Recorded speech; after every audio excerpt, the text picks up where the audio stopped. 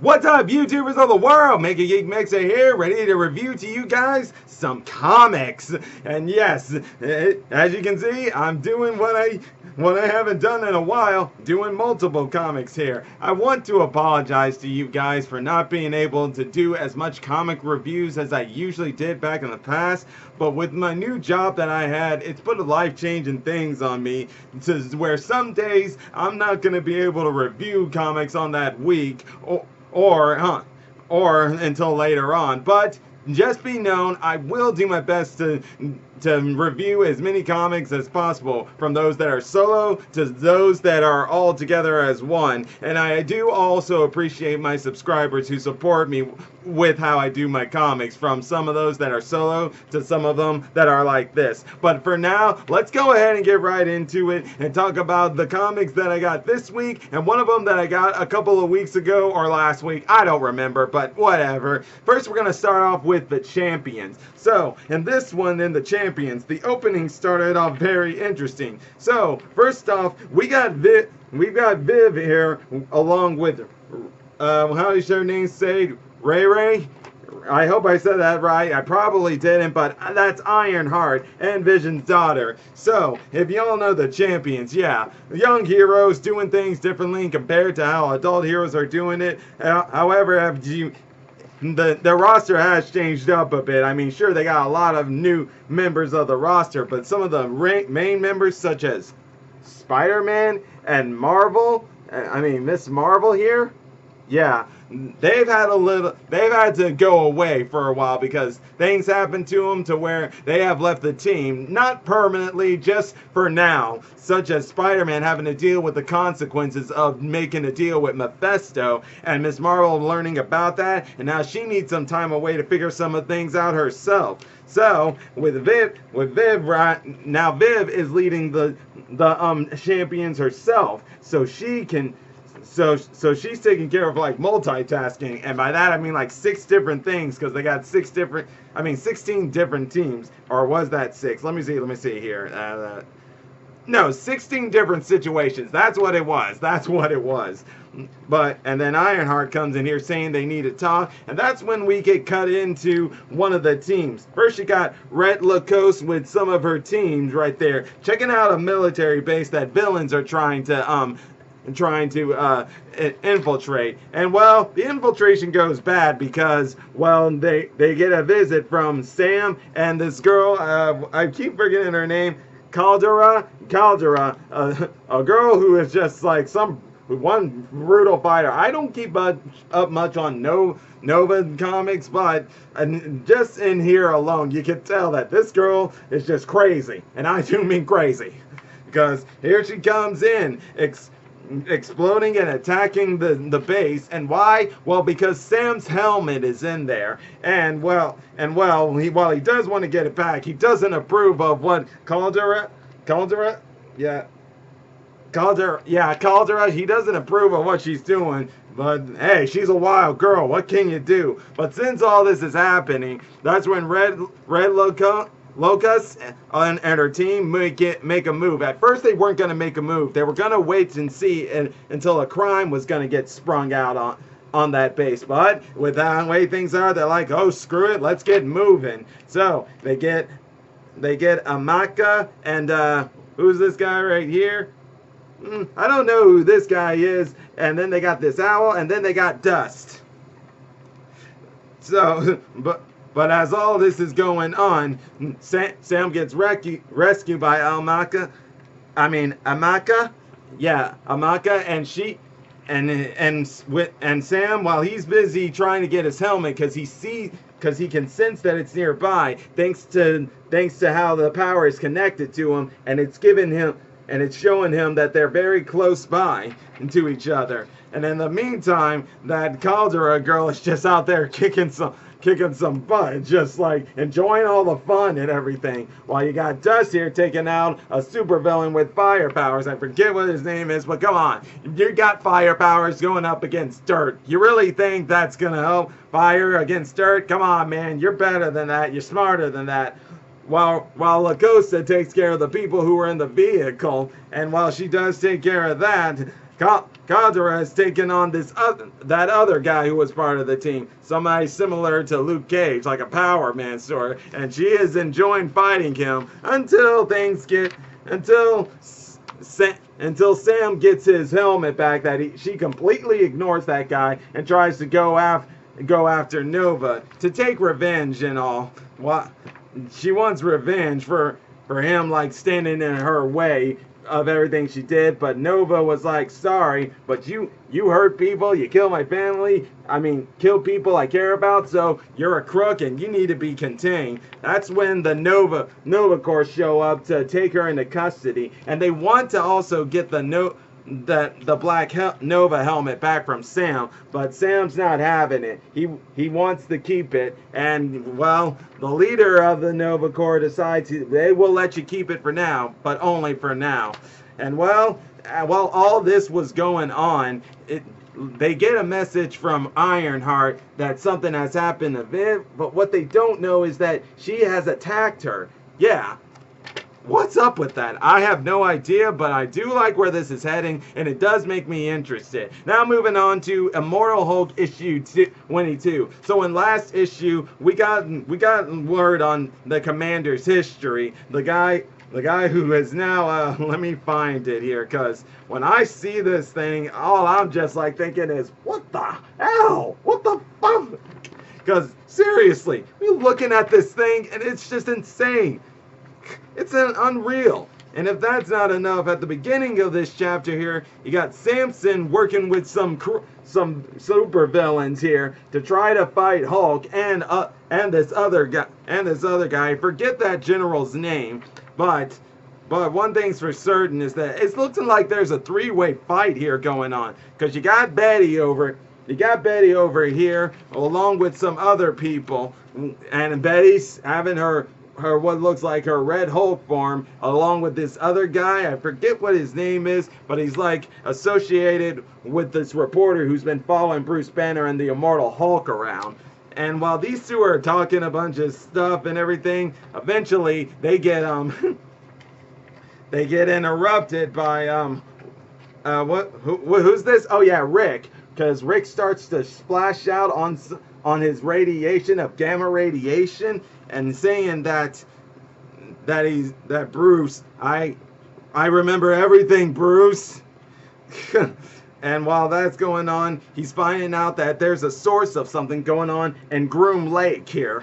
And that's not crazy enough. When Samson and his team finding whatever it is they're trying to find the exact same source going to Groom Lake. They tried to teleport there for a surprise attack, but that general and his men were already waiting. It's like this guy just knows where everything is coming from. It's insane. And no doubt, this team would have no doubt been defeated if not for the arrival of Hulk and the crew. Oh man, are they in for it now?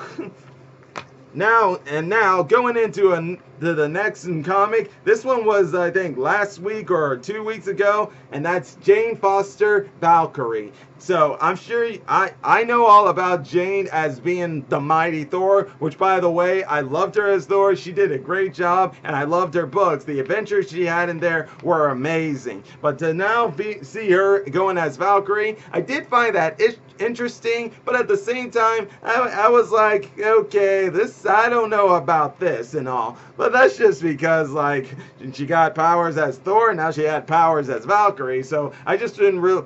it was almost like saying switch one thing for another of godlike powers. But as I read this, I saw it was nothing really like that. Instead, they're showing a very different thing on how being Thor is way different than being Valkyrie, that's for sure. But I will say that I have ever since Mighty Thor, I've been a big fan of Jane Foster. I'm not saying I never was a fan of her, because during the MCU universe, she did catch me as an interesting person compared to her comic book side, where she was a medic and all that. I know her history on the comic book side, and I did find her interesting, just not that interesting. Not until, like, the whole cancer thing and her becoming Thor really amped me up more than what I already liked about Jane. And I like that they're making her a major character, because because even if she wasn't like, didn't have godlike powers or anything, she showed great strength of what it means to be a human. And even if you're a human or a mortal,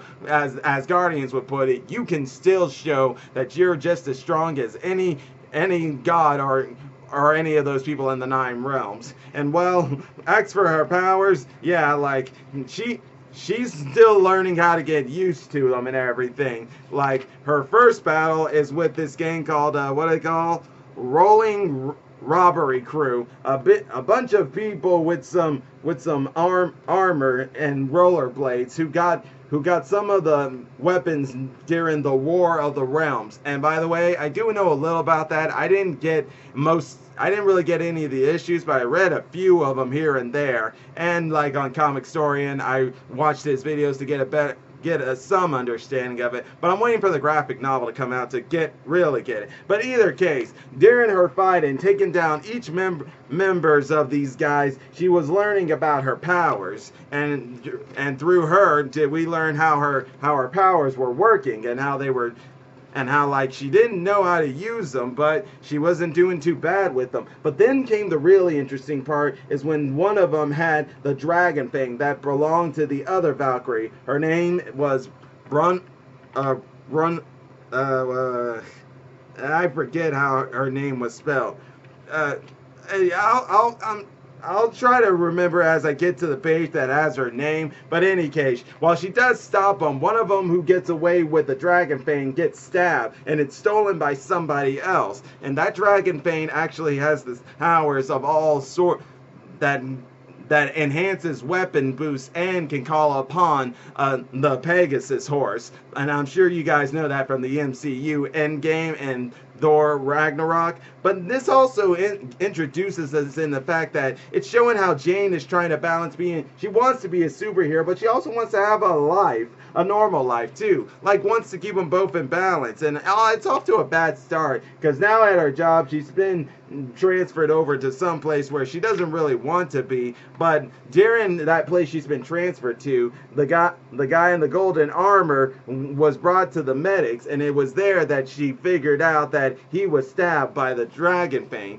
To get some answers, she went to Valhalla, the gates of Valhalla, to visit the Valkyrie that perished in the war. What was her name again? Brunahide. I hope I said that name right. These names. I am so bad at them, but I try, guys. I try. Either case, through her, we really start to learn how, yes, being Thor and Valkyrie is completely different. Valkyrie is a job while Thor was a god. And as time goes on, Jane will learn about how to use the powers and how they are, and how to I don't know kind of what I'm trying to say here. I guess what I'm trying to say here is how to use the powers and how to make them her own and become the Valkyrie she needs to be. And while she's busy looking for, and after that speech, and while she's busy looking for the dragon fang, unfortunately, she finds out that her friend Heimdall, who she tried to get help to help her, is ended up attacked from behind, and we find out who it is that took the the dragon fang. It was Bullseye, a Daredevil villain, now gonna be one of Jane Foster's first enemies to take on, and one of the first of her major villains to take on.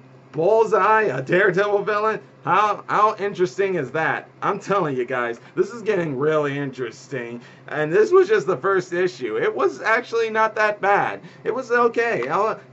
It makes me interested, and I might exactly put Jane Foster Valkyrie on my pull list here.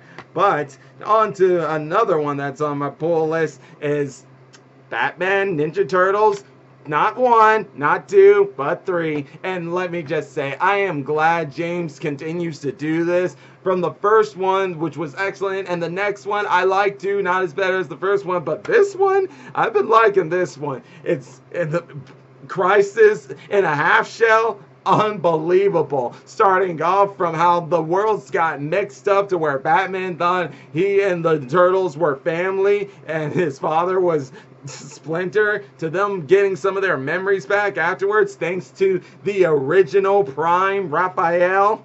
Oh, and not to mention Joker as a ninja, the Smile Clan. I'm not gonna lie, Joker looks really badass in this ninja form. But in here now, they've gotten some of their memories back, and they formed an alliance with Shredder for a temporary measurement thing, and they're trying to get Joker to remember.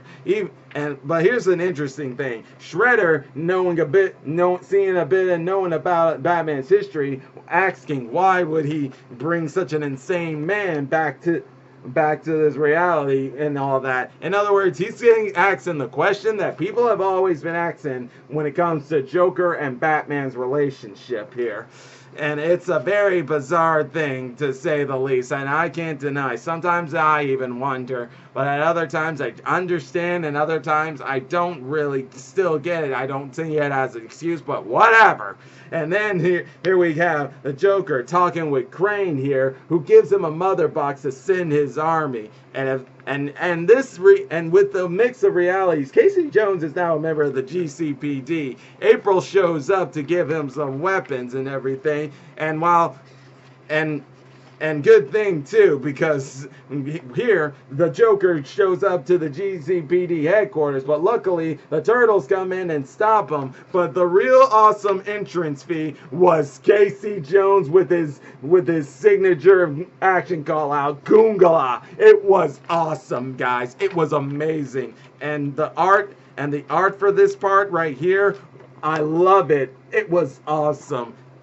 A band like this is making me hope they do they do a movie of this Crisis in a Half Shell. I mean, we've already got a Batman and Ninja Turtles movie out, which, by the way, I loved. Maybe I should do a review of that somewhere soon. But in either case, Jim Gordon at first was afraid of the Turtles, but with Batman's message, he comes down and they were able to get things finished up. And this is where things got interesting.